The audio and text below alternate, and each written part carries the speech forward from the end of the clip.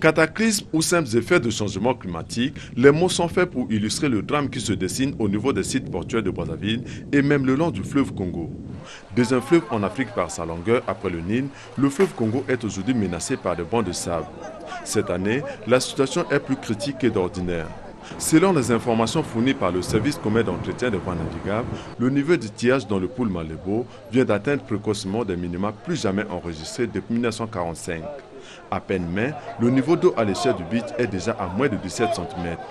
L'eau baisse à une vitesse moyenne de 7 cm par jour et elle baissera ainsi jusqu'en mi-août.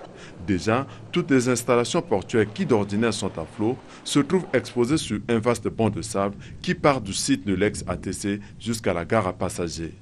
Et pourtant, cette zone a été draguée jusqu'à 2,50 m de profondeur il y a à peine 2 ans.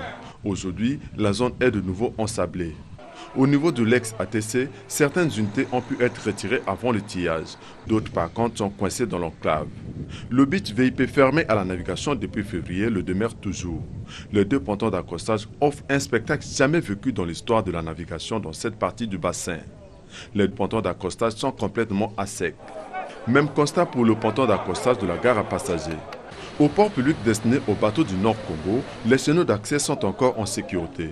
Seulement, les pieds de quai sont déjà ensablés. Certaines barges de marchandises en provenance de Kinshasa en RDC n'arrivent plus à atteindre les quais pour des opérations d'accollage. Si le gouvernement ne débloque pas les moyens financiers pour curer les pieds de quai, tous les sites portuaires de Brazzaville vont être fermés à la navigation dans les tout prochains jours.